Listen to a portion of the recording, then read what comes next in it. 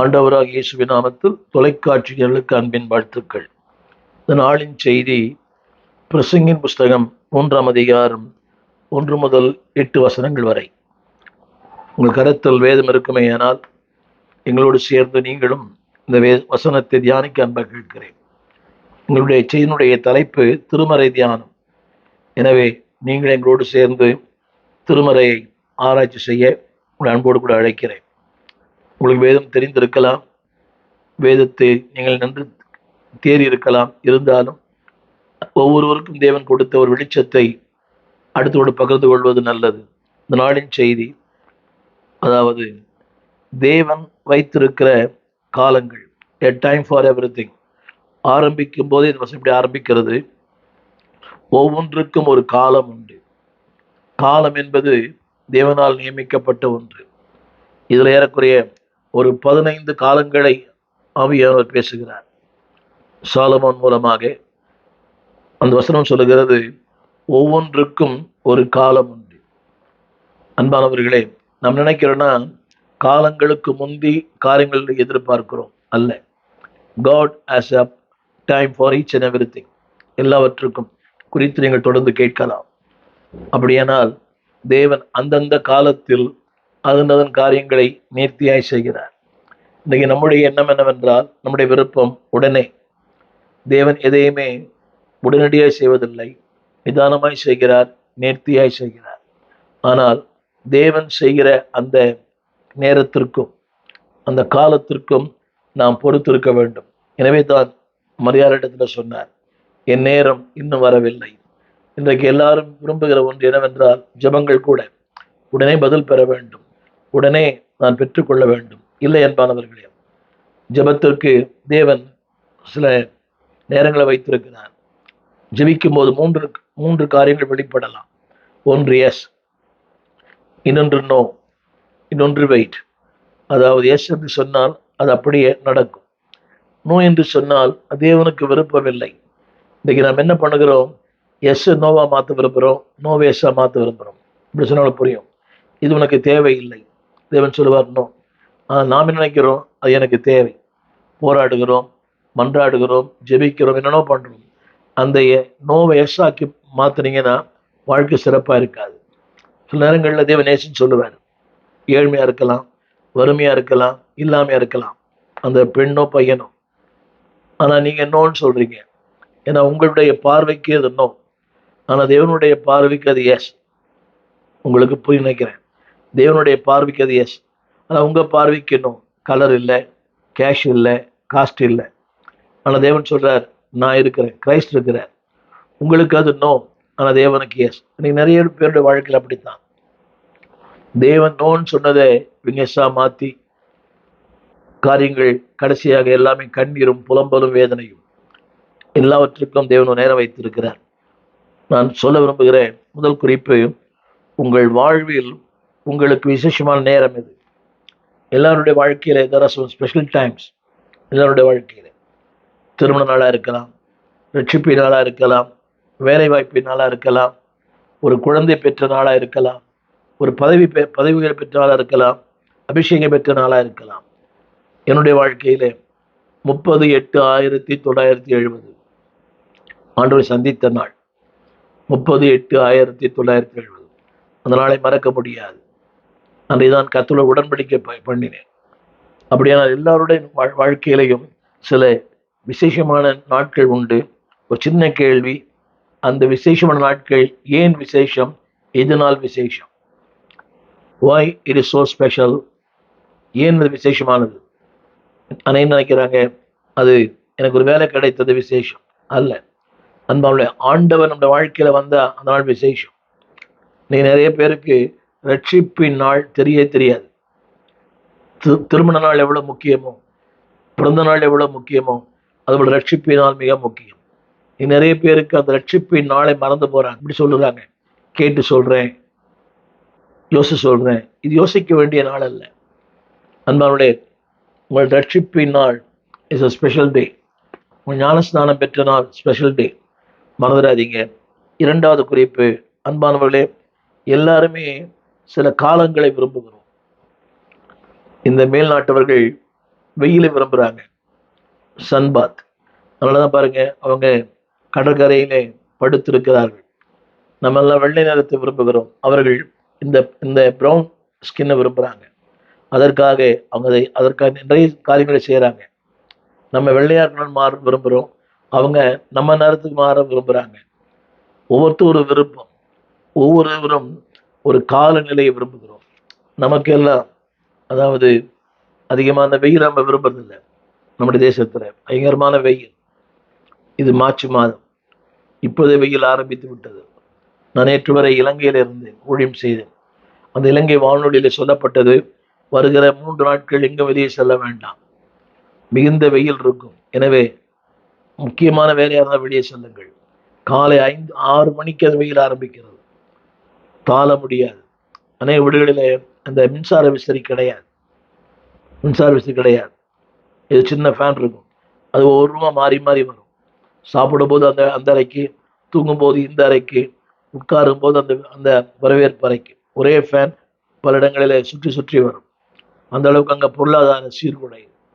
நான் சொல்ல வந்த கருத்து என்னவென்றால், ஒவ்வொருவரும் ஒரு கால சீதோஷ்ணங்களை விரும்புகிறோம். நாளிலே உங்களுக்கு பிடித்தமான விருப்பமான காலம் இது. நம்ம அதிகமாக வெயிலை விரும்புறதில்லை, குளிரையும் அதிகமாக குளிர்காலத்திலும் பரவாயில்லை, ஆனால் வெயில் கொடுமை. நம்ம விட வட இந்தியாவில் நான் பலமுறை ரஷ்யாவுக்கும் சைபீரியாவுக்கும் போலந்துக்கும் செக்ஸ்லோவேக்கியா நாடுகளுக்கும் போயிருக்கிறேன். அங்கே -20, -30, -40 ரஷ்யாவில். அங்கே ஊழியம் செய்ய தேவன் அனுக்கிரகம் பண்ணினார். அது அவளுக்கு பழக்கமாகிவிட்டது. நமக்கு -10, 0 நமக்கு பழக்கம் இல்லை. நான் சொல்ல வந்த கருத்து என்னவென்றால், தேவன் ஒவ்வொரு காலங்களையும் நம்முடைய வாழ்க்கையில் அனுமதிக்கிறார். God allows ஒவ்வொரு காலங்களையும், இன்பத்தின் காலம், துன்பத்தின் காலம், வாழ்வின் காலம், உயர்வின் காலம், ஆரோக்கியத்தின் காலம், அதுல சுகவீனத்தின் காலம். God allows. தேவன் நம்முடைய வாழ்க்கையிலே ஒவ்வொரு காலங்களையும் அவர் அனுபவிக்கிறார். அதை அவர் அனுமதிக்காம நம்முடைய வாழ்க்கையிலே காலங்கள் வேலை செய்யாது. வாழ்வின் காலங்களை நாம் மாற்ற முடியாது, ஏனென்றால் அது தேவனால் நியமிக்கப்பட்ட ஒன்று. எனவே காலங்களை மாற்றுவோம் என்று சொல்வது அது கடினம். நீ எல்லாரும் சொல்றாங்க காலங்களை மாற்றுவேன், இல்லை.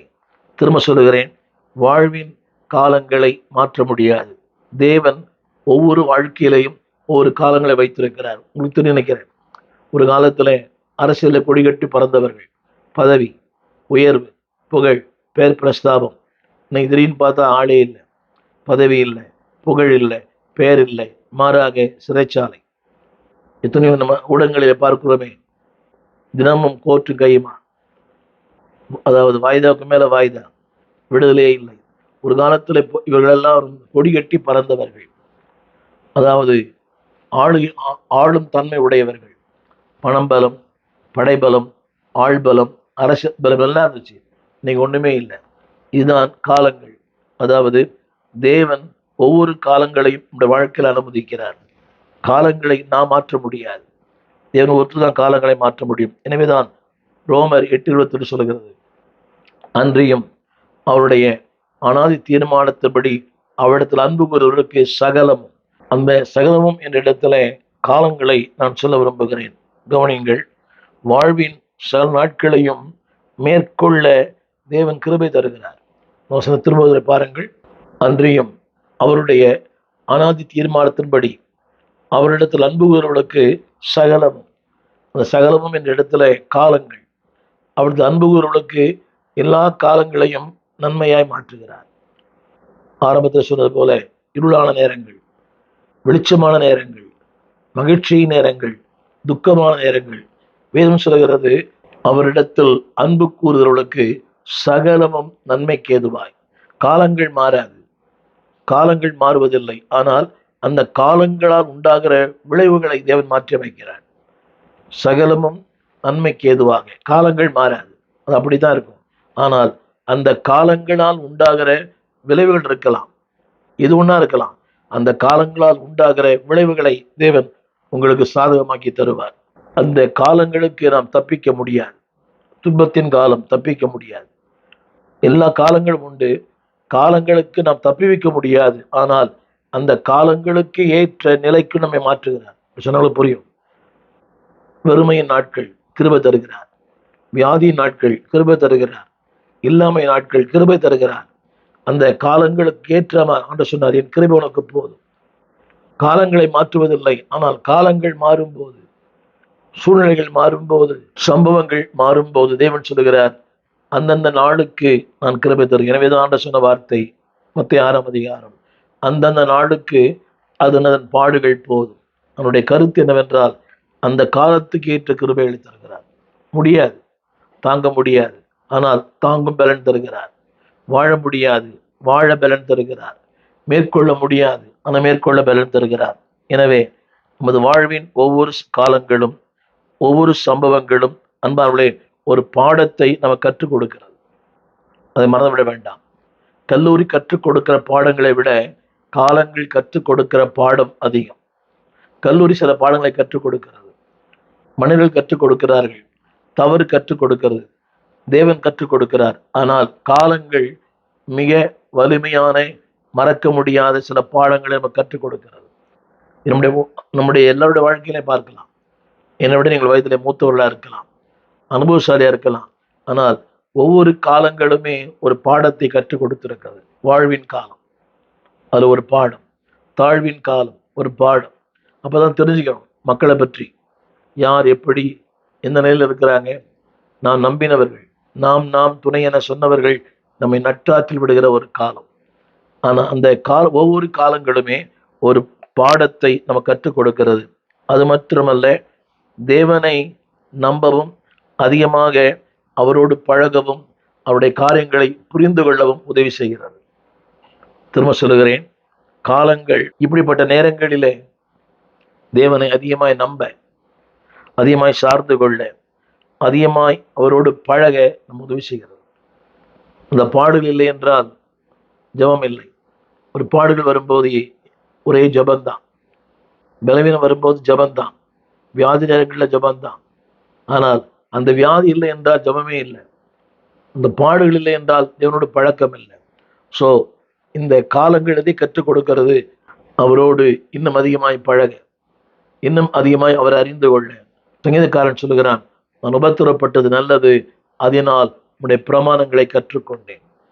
அந்த உபத்திரவத்தின் காலங்கள், யோசேப்பினுடைய உபத்திரவம் தான் அவனுக்கு மிகப்பெரிய பாடத்தை கற்றுக் கொடுத்தது. தானியேலுடைய சிங்க கெபி மிகப்பெரிய பாடத்தை கற்றுக் கொடுத்தது. எல்லாருடைய வாழ்க்கையிலே அன்பானவர்களே, நீங்கள் கடந்து போகிற அந்த கண்ணீரின் பாதை, நீங்கள் கடந்து போகிற அந்த வேதனையின் பாதை, நீங்கள் கடந்து போகிற அந்த நெருக்கத்தின் பாதை, இட் கிவ்ஸ் அ லெசன். ஒவ்வொரு காலங்களுமே ஒரு பாடத்தை கற்றுக் கொடுக்கிறது. அடுத்து சொல்லப்பட்டிருக்கிறது முதல் வசனம், வானத்தின் கீழ் இருக்கிற ஒவ்வொரு காரியத்திற்கும் ஒரு சமயம் உண்டு. உங்களுக்கு தெரியும் நினைக்கிறேன். இப்போ நான் சொல்ல வந்த அந்த வார்த்தை எல்லாருடைய வாழ்க்கையிலையும் தேவன் காலத்தை வைத்திருக்கிறார். காலங்களை நாம் மாற்ற முடியாது, ஆனால் காலத்துக்கு ஏற்றாமல் நம்மை மாற்றிக்கொள்ள வேண்டும். நீங்கள் தவறாக புரிந்து கொள்ளக்கூடாது. we have to adapt the timings. காலங்கள் நம்மை மாற்ற முடியாது. அந்த காலத்துக்கு ஏற்ற மாதிரி நீங்கள் தவறாக இதை நீங்கள் வேற மாதிரி எடுத்துக்கூடாது. அந்த காலங்களுக்கு தாழ்வின் காலம், ட்ரை டு அடாப்ட் தட். வெறுமையின் காலம், அதை ஏற்றுக்கொள்ளுவோம். தவிப்பின் காலம் ஏற்றுக்கொள்ளுவோம். சஞ்சலத்தின் காலம் ஏற்றுக்கொள்ளுவோம். எல்லாரும் கைவிடப்பட்ட காலம் ஏற்றுக்கொள்வோம். யாரை சொல்லியும் குற்றமில்லை. யாரும் வந்து கொள்ள வேண்டாம், யாரையும் முறுமுறுக்க வேண்டாம், யாரையும் நீங்கள் வசை மாறி பொழிய வேண்டாம். நான் சொல்ல வந்த வார்த்தை ட்ரை டு அடாப்ட். அந்த காலங்களுக்கு ஏற்ற போல உங்களை வளைந்து கொள்ளுங்கள். வளைந்து கொள்ள மட்டுமல்ல, அந்த காலத்துக்கு ஏற்ற கிருபைகளை தேவன் உங்களுக்கு தருவார். பிறக்க ஒரு காலம் உண்டு, 2ஆம் வசனம். இறக்க ஒரு காலம் உண்டு, நட ஒரு காலம் உண்டு, நட்டதை பிடுங்க ஒரு காலம் உண்டு. முதலாவது பிறக்க ஒரு காலம். கவனிங்கள், நீங்களும் நானும் தற்சால பிறக்கவில்லை. God has planned, God prepared, God predestinated. உங்களை என்னையும் அவர்தான் முன்குறித்தார். முன்குறித்தவர், வேதம் சொல்கிறது, தோன்றுகிற எவனும் தோன்றும் முன்னமே பெயரிடப்பட்டிருக்கிறான். அதாவது உங்கள் தோற்றத்துக்கு முன்னமே இந்த இடத்தில், இந்த குடும்பத்தில், இந்த தேதியில், வேதம் சொல்கிறது தோன்றுகிற எவனும் தோன்றும் முன்னமே பெயரிடப்பட்டிருக்கிறார். அப்படியானால் உங்கள் தோற்றம், உங்களுடைய பிறப்பு தேவனால் முன்குறிக்கப்பட்ட ஒன்று. எனவேதான் ஆண்டவர் சொன்னார், அந்த பிறப்பை விட இன்னொரு பிறப்பு ரொம்ப முக்கியம். யோவான் சுவிசேஷம் 3ஆம் அதிகாரம் 6-7 ஆண்டவர் சொன்னார், மறுபடியும் பிறவாவிட்டால் தேவ ராஜ்யத்தை காண மாட்டார். லூக்கா சுவிசேஷம் 13ஆம் அதிகாரத்துல 2 சம்பவம் நடக்கிறது. ஒன்று, அவர்கள் கலிலியர்கள் இயேசு வரும்போது அவர்கள் கொலை செய்யப்பட்டார்கள். அவருடைய ரத்தம் பலிகளோடு கூட அது கலக்கப்பட்டது, பிலாத்து செய்தார். அடுத்து இன்னொன்று, அங்கே சிலுவம் கோபுரம் இடிந்து 18 பேர் மரித்து போனார்கள். அப்ப ஜனம் கேட்டாங்க, இது என்ன அவள் செய்து தவறா? தேவன் சொன்னார், அதை விட அப்படி அல்ல. அடுத்த ஒரு வார்த்தை சொன்னார், நீங்கள் மனம் திரும்பாமற் போனால் நீங்களும் கெட்டு போவீர்கள். அப்படியானால் நம்முடைய வாழ்க்கையின் எல்லாவற்றை விட மறுபிறப்பு ரொம்ப முக்கியம். நீங்க சம்பாதிங்க, ஆடம்பரமா இருங்க, பி எ லக்ஸூரியஸ் லைஃப், நிறைய எவ்வளவு உயர்ந்த பதவிகளை கொடுங்க. ஆனால் வேதம் சொல்லுகிறது, பிறக்க ஒரு காலம் உண்டு. இந்த பிறப்பின் காலமே மறுபடியும் பிறக்கத்தான். ஒரு மனிதனுடைய வாழ்க்கையில 3 முக்கியமான சம்பவங்கள். ஒன்று பிறப்பு, இன்னொன்று இறப்பு, அதற்கு மத்தியிலே மறுபிறப்பு. திரும்ப சொல்லுகிறேன், அந்த மறுபிறப்பு இல்லை என்றால் பிறப்புக்கு அர்த்தம் இல்லை. மறுபிறப்பு இல்லை என்றால் இறப்புக்கே அர்த்தம் இல்லை. நன்றாக கவனிக்க வேண்டும். பிறப்பு, இறப்பு, அதுக்கு மத்தியிலே மறுபிறப்பு. அந்த மறுபிறப்பு தான் இந்த ரெண்டையுமே பேலன்ஸ் பண்ணுது.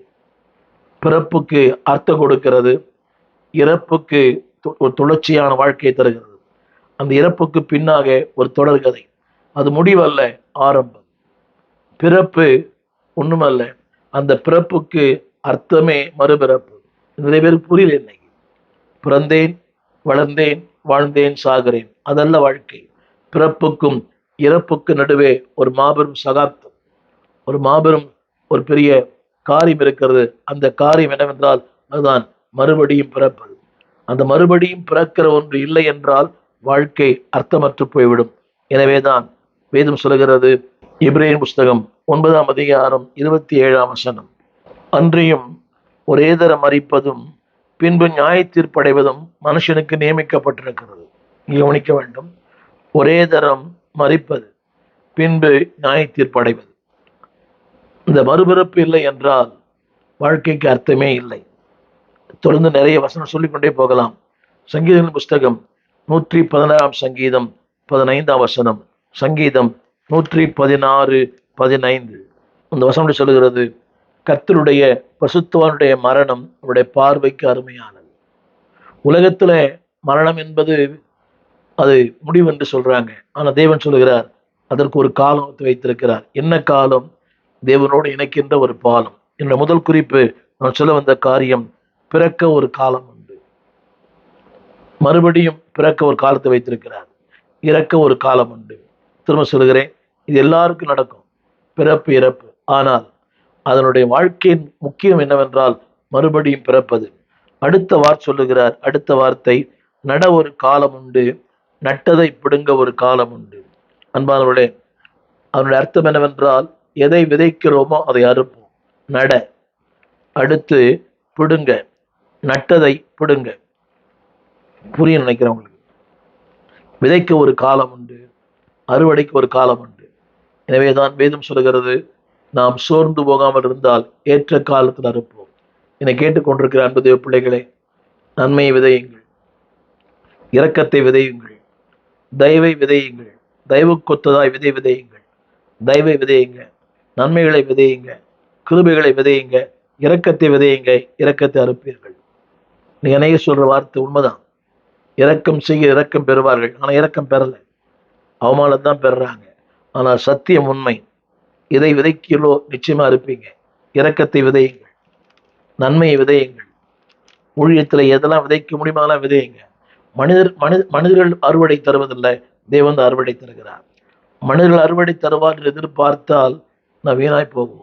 மனிதர்கள் நம்மை புகழ்வார்கள் எதிர்பார்த்தால் வாழ்க்கை ஒன்றுமில்லாமல் போகும். வேதம் சொல்கிறது, அன்பானவர்களே, அந்த வார்த்தை, அதற்கு நட ஒரு காலம் உண்டு, நட்டதை பிடுங்க ஒரு காலம் உண்டு.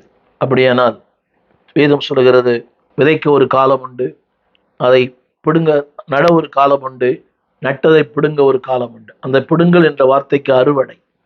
திரும்ப சொல்கிறேன், அறுவடை இல்லை என்றால் சுட்டரிக்கப்படும். என்னை கேட்டுக்கொண்டிருக்கிற அன்பு தேவ பிள்ளையே, நன்மை விதையுங்கள், கிருபை விதையுங்கள், இரக்கத்தை விதையுங்கள். அப்படி விதைக்காவிட்டால் உங்களுடைய வாழ்க்கையை சுட்டரிக்கப்படும். வேதம் சொல்லுகிறது, ஒன்றுக்கும் உதவாது, அது அக்கினிலே போடப்படும். வேண்டாம். தேவன் சொல்லுகிறார், விதையுங்கள். அது இப்படி சொன்ன உங்களுக்கு புரிய நினைக்கிறேன். விசுவாசிகளாக நீங்கள் ஊழியத்தை எப்படி பார்க்குறீங்க? உங்கள் காணிக்கை, உங்களுடைய அர்ப்பணம், அது எப்படி பார்க்குறீங்க? நீங்கள் விதைக்கும் போது அதற்குரிய பலன் நிச்சயம் அந்த பூமியில பெறுவீங்க. அதான் ஆண்டவர் சொல்லுகிறார், நட ஒரு காலம் உண்டு, ஊழியம் செய்யுங்க. யார் பாராட்டுறாங்களோ இல்லை, உங்களுக்கு என்ன கிருபை கொடுக்கப்பட்டிருக்குதோ, சண்டே ஸ்கூல் ஊழியமாக இருக்கலாம், வாலிபர் ஊழியமாக இருக்கலாம், சபையில் ஒரு சின்ன வேலையாக இருக்கலாம், அது கடினமான வேலையாக இருக்கலாம், உழைக்கும் காரியமாக இருக்கலாம். அன்பானவர்களே, உங்கள் பார்வை எப்படிப்பட்டது? இதை மனதிலே பதியுங்கள். நீங்கள் நடுகிற ஒன்று நிச்சயமாய் பலன் தரும். அதை வேதம் சொல்கிறது, அதை நட ஒரு காலம் உண்டு. உங்கள் காலத்திலே ஆண்டவருக்கு என்று விதையுங்கள். சோர்ந்து போக வேண்டாம். ஒரு நாள் ஏற்ற காலத்திலே நீங்கள் அறுப்பீர்கள். அது மட்டுமல்ல, அதில் சொல்லப்பட்ட வார்த்தை, கனி தருவீர்கள், பலன் தருவீர்கள். அன்பானவர்களே, பலன் நான் சின்ன கேட்கிறேன், பலன் தராத நாம் ஏன் அங்கே இருக்க வேண்டும்? திருச்சபைக்கு போகிற தேவ பிள்ளையே, பலனே தரதில்லை, ஏன் நீ ஆண்டவர் பூமியில வைக்க வேண்டும்? நான் என்னையே கேட்டுக்கொண்டிருக்க கேள்வி, நான் பலன் தருவதில்லை, why should I live? எனக்கு தேவன் வாழ்வு தந்தார். எத்தனையோ பலவீனங்கள், சுகவீனங்கள், மரணங்களின் பள்ளத்தாக்கு கடந்து வந்தேன். கனி தராவிட்டால் வெட்டி போடுவதை தவிர ஒரு வழி இல்லை. தேவன் சொல்லுகிறார், நட ஒரு காலம், அந்த அந்த காலத்தை பயன்படுத்தி கொள்ளுங்கள், கனி கொடுங்கள், விதையுங்கள், ஊழியம் செய்யுங்கள். அன்பானவர்களே, ஆண்டு சொல்லுகிறார், வெட்டப்பட வேண்டிய நேரம் ஒன்று இருக்கிறது. வெட்டப்பட வேண்டிய நேரம். ஆதியாகமத்து புஸ்தகம் 9ஆம் அதிகாரம் 6ஆம் வசனம். மனுஷன் தேவ சாயலே உண்டாக்கப்பட்டபடியினாலே மனுஷன் ரத்தத்தை எவன் சிந்துகிறானோ அவன் ரத்தம் மனுஷனாலே சிந்தப்பட கடவன். திரும்ப சொல்லுகிறேன், தேவ சாயல் உண்டாக்கப்பட்டபடியினாலே மனுஷன் ரத்தத்தை எவன் சிந்துகிறானோ அவனுடைய ரத்தம் மனுஷனாலே சிந்தப்படும்படியாக இருக்கும்.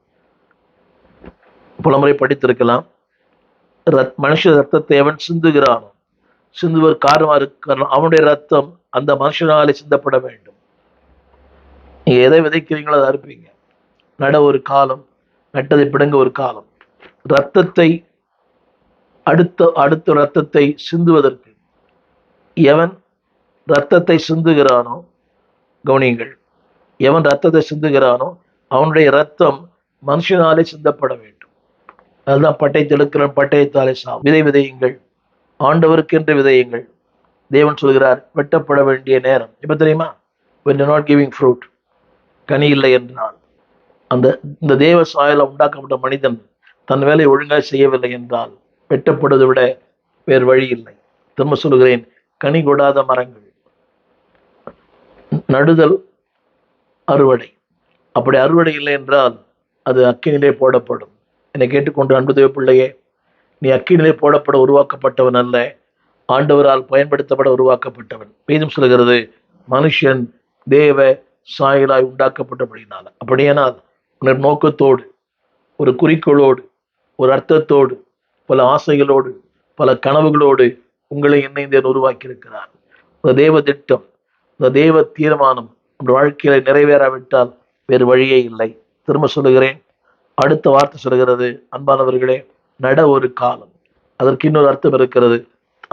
அந்த வசனத்தை படிக்கிறேன். அடுத்து ஒன்று போடுறது 3ஆம் வசனம், கொல்ல ஒரு காலம் உண்டு, குணமாக்க ஒரு காலம் உண்டு. 3ஆவதாக, கொல்ல ஒரு காலம், குணமாக்க ஒரு காலம். இந்த நாள் உங்களை குணமாக்கும் நாள். என்னை கேட்டுக்கொண்டிருக்கிற அன்புதேவ பிள்ளையே, உன் ஆவியிலே, உன் ஆத்துமாவிலே, உன் சரீரத்திலே தேவன் உன்னை குணப்படுத்த விரும்புகிறார். கொள்ள வேண்டிய நேரம் அது பல சூழ்நிலை வரலாம். God allows that. தேவன் அதை அனுமதிக்கிறார். அதாவது உடைக்க அல்ல, உருவாக்க. God is not a breaker, he is a maker. பேதுரு சொன்னார், என்னை பின்பற்றி வா, நான் உன்னை உருவாக்குவேன். ஆங்கில வேதத்தில் follow me I will make you. அவர் உருவாக்கும் தெய்வம். ஒன்றுமில்லாத ஒன்றிலிருந்து உருவாக்குற கர்த்தர் அவர். அவர் சொல்லுகிறார், ஃபாலோ மீ. சொல்லப்பட்ட வார்த்தை அன்பானவர்களே, குணமாக்க ஒரு காலம் உண்டு. இந்த நாளிலே வியாதியோடு, பலவீனங்களோடு, வாழ்க்கையில பல நிலைகள் இருக்கலாம். நான் சொல்லுகிற குணம் என்று சொல்வது மாற்றங்கள். நாம் நம்மில் அடக்கம் செய்ய வேண்டிய பல காரியங்கள் உண்டு. கவனிங்க, நம்முடைய ஆசைகளை, இச்சைகளை அடக்கம் செய்யாவிட்டால் நாம் அடக்கம் செய்யப்படுவோம். நாம் நம்மில் அடக்கம் செய்ய வேண்டிய மாற்றங்கள் உண்டு, செய்யப்பட வேண்டிய மாற்றங்கள் உண்டு. அதைத்தான் தேவன் சொன்னார், கொல்ல ஒரு காலம். இதெல்லாம் வாழ்க்கையில அழிக்கப்பட வேண்டுமோ, எதெல்லாம் சரி செய்யப்பட வேண்டுமோ அதை சரி செய்யுங்க. திரும்ப சொல்லுகிறேன், உங்களிலே உங்கள் ஆசைகளை அடக்கம் செய்யாவிட்டால் நீங்களும் அடக்கம் செய்யப்படுவோம். வேதம் சொல்லுகிறது, நம்மில் அடக்கம் செய்யப்பட வேண்டிய நிறைய காரியங்கள் உண்டு. மாற்றங்களை தேவன் விரும்புகிறார். அந்த வார்த்தை சொல்லுகிறது, குணமாக்க ஒரு காலம் உண்டு. உங்களை திருத்தி கொள்ளுங்க. தேவன் வாழ்க்கையிலே குணமாக்குதல் தேவன் தருவார். அடுத்த வார்த்தை நான் சொல்ல விரும்புகிறது, அன்பானவர்களே, அந்த நடுவது என்பது ஒரு ஆவிக்குரிய தன்மை. நடுவது, பிளான்டிங், இது ஸ்பிரிச்சுவல் ஆஸ்பெக்ட். தேவன் சொல்லுகிறார், அதாவது ஒரு ப்ரொடக்டிவ் லைஃப், ஒரு பெருக்கமான வாழ்க்கை, ஒரு ப்ராக்ரஸிவ் லைஃப், ஒரு முன்னேற்றத்தின் வாழ்க்கை, ஒரு பொசசிவ் லைஃப், கட்டுப்படுத்தப்பட்ட வாழ்க்கை. தேவன் சொல் நட. அப்படி நீங்கள் நடும்போது there is a productive, there is a progressive. நிச்சயம் உங்கள் வாழ்க்கையிலே ஒரு பெருக்கத்தை காண்பீர்கள், ஒரு முன்னேற்றத்தை காண்பீர்கள். அது மட்டுமல்ல அன்பானவர்களே, உங்கள் வாழ்க்கையிலே கனிகளை காண்பீர்கள். இல்லை என்றால் கவனிங்கள், யூ வில் பி ரிமூவ்ட். நீங்கள் வெளியே கொட்டப்படுவீர்கள், வெளியே மிதிக்கப்படுவீர்கள். தேவன் சொல்கிற வார்த்தை, அன்பானவர்களே, நீ கனி கொடுக்க வேண்டும் என்று கர்த்தர் விரும்புகிறார். கனி தேடி வருகிறார். வாழ்க்கையில கனிகள் உண்டா? நட. அடுத்து அறுவடை செய்ய. அவர் விதைத்திருக்கிறார், நன்மைகளை விதைத்திருக்கிறார், வாழ்வை விதைத்திருக்கிறார், தயவை விதைத்திருக்கிறார், கிருபைகளை விதைத்திருக்கிறார். ஒரு சின்ன கேள்வி, அந்த விதைப்பதற்கு காரணம் என்னவென்றால் அதை நீ அடுத்தவர்களுக்கு ப்ரொடியூஸ் பண்ணணும். நன்மைகளை கொடுத்திருக்கிறார், நன்மை செய்.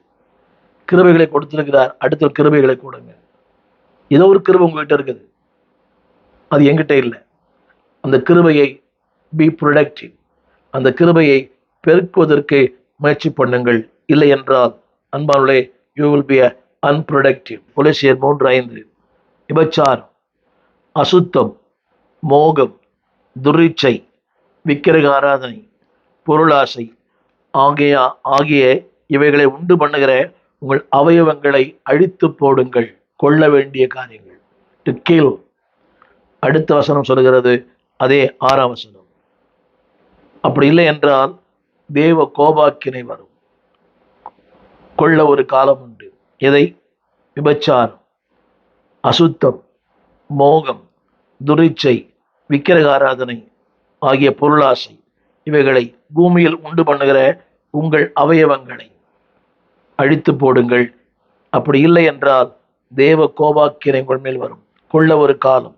தேவன் சொல்கிறார், சகோதரரே, ஒருவன் யாதொரு குற்றம் அகப்பட்டால் ஆவிக்குரியவராகி நீங்கள் சாந்தமுள்ள ஆவியோடு அப்படிப்பட்டவர்களை சீர்பொருந்த பண்ணுங்கள், குணமாக்குங்கள். திரும்ப படிக்கிறேன். ஒருவன் யாதொரு குற்றம் அகப்பட்டால் ஆவிக்குரியவராகி நீங்கள் சாந்தமுள்ள ஆவியோடு அப்படிப்பட்டவர்களை சீர்பொருந்த பண்ணுங்கள், குணமாக்குங்கள். அதுதான் என்னுடைய எதிர்பார்ப்பு. அடுத்த வார்த்தை 6:2, நீங்கள் ஒருவர் பாரத்தை ஒருவர் சுமந்து இப்படியே கிறிஸ்துவின் பிரமாணம் நிறைவேற்றுங்கள். அவனுடைய கருத்து என்னவென்றால், குணமாக்குற ஒரு ஊழியம். இன்றைக்கு அநேகருக்கு காயப்படுத்துகிற ஊழியம் தான் அதிகமாக இருக்கிறது, குணமாக்கு ஊழியம் இல்லை. அடுத்து ஒன்று சொல்ல விரும்புகிறேன், a time to break, a time to build up. இடிக்க ஒரு காலம் உண்டு, கட்ட ஒரு காலம் உண்டு. தேவன் சொல்கிறார், உங்களுடைய வாழ்க்கையை அன்பானவர்களே கட்ட விரும்புகிற கர்த்தர். இடிக்கப்பட வேண்டிய பல காரியங்கள், கட்டப்பட வேண்டிய பல காரியங்கள். உங்களுக்கு நினைக்கிறேன், இடிக்கப்பட வேண்டிய காரியங்கள், it has to be pull down. உங்கள் வாழ்க்கையில் இடிக்கப்பட வேண்டிய காரியம் நிறைய இருக்குது. தேவையற்ற, அசுத்தமான, அந்தகார பல காரியங்கள். ஒரு சின்ன கேள்வி, இடிக்கப்பட வேண்டிய காரியங்கள் இடிக்கப்பட்டு விட்டதா?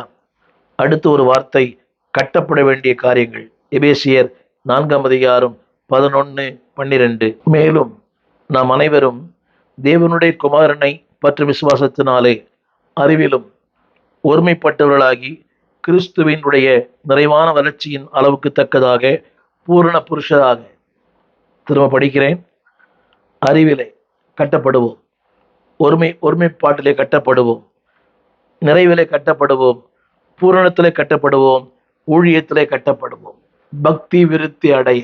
தட் மீன்ஸ் கட்டப்படுவோம், ஊழியத்திலே கட்டப்படுவோம், அறிவிலே கட்டப்படுவோம், விசுவாசத்திலே கட்டப்படுவோம், ஒருமைப்பாட்டிலே கட்டப்படுவோம், நிறைவிலே கட்டப்படுவோம், வளர்ச்சியில் கட்டப்படுவோம், பூரண புருஷாகும் வரைக்கும் கட்டப்படுவோம். அதைத்தான் வேதம் சொல்கிறது.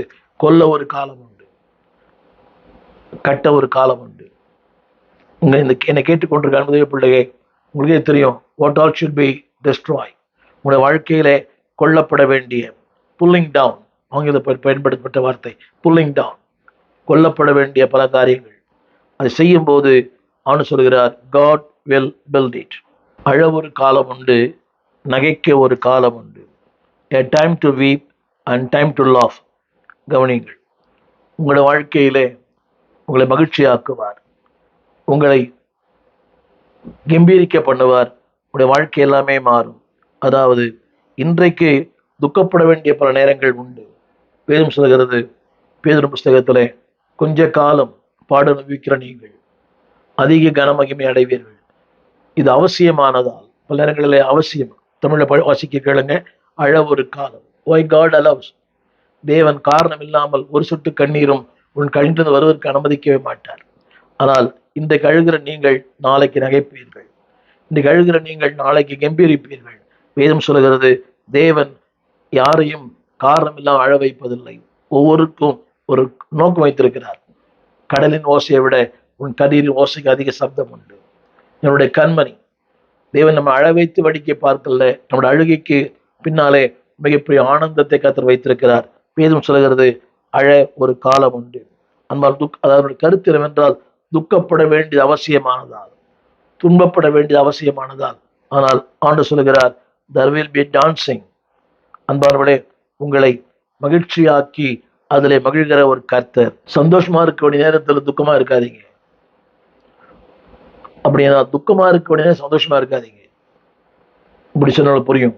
ஆலயத்துக்கு போல துக்கப்படணும், கிறிஸ்துக்குள்ள வளரல துக்கப்படணும், தேவன் எதிர்பார்க்கிற வளர்ச்சி இடத்துல துக்கப்படணும். அதை வந்து துக்கமே இல்லை, அப்பதான் சந்தோஷமா இருக்கிறோம். ஆனால் அன்பானவர்களே, சந்தோஷப்பட வேண்டிய நேரம் துக்கமா இருக்கிறோம். சபைக்கு போனா சந்தோஷம், வசனம் வாசித்தா சந்தோஷம், ஊழியம் பண்ணா சந்தோஷம், காணிக்கை கொடுத்தா சந்தோஷம். ஆனால் துக்கமா இருக்கணும். வேண்டாம். இந்த 4 குறிப்பு தொடர்ந்து இந்த வசனங்களை தியானிங்கள். திரும்ப சொல்லுகிறேன். முதல் குறிப்பு, பிறக்க ஒரு காலம், இறக்க ஒரு காலம், விதைக்க ஒரு காலம், அறுவடை செய்ய ஒரு காலம், கொள்ள ஒரு காலம், புல் டவுன். இரண்டாவது, யூ வில் பில்ட் இட். உங்கள் வாழ்க்கையை கட்டுவார், ஒரு காலத்தில் கட்டுவார், நிச்சயம் கட்டுவார். அடுத்தபடி சொல்லப்பட்டது வீப்பிங். சில நேரம் துக்கமாக இருக்கலாம், அழுகையாக இருக்கலாம், போராட்டமாக இருக்கலாம். அதே உங்கள் வாழ்க்கையை நகைக்க பண்ணுவார். தொடர்ந்து வார்த்தையை கேளுங்கள். God bless you. எங்கள் விலாசம்: போதகர் ஸ்டீஃபன் தேவகுமார், திறந்த வாசல் சபை, நம்பர் 65, பரமானந்த தெரு, 7 கிணறு, சென்னை 600001. தொடர்புக்கு 9841839287. மேலும் 0444318330. எங்கள் மின்னஞ்சல் stephenopendor@gmail.com. எங்கள் தேவ செய்திகளை யூடியூப் சேனலில் பார்த்து பயனடையுங்கள். தேவன் உங்களை ஆசீர்வதிப்பாராக.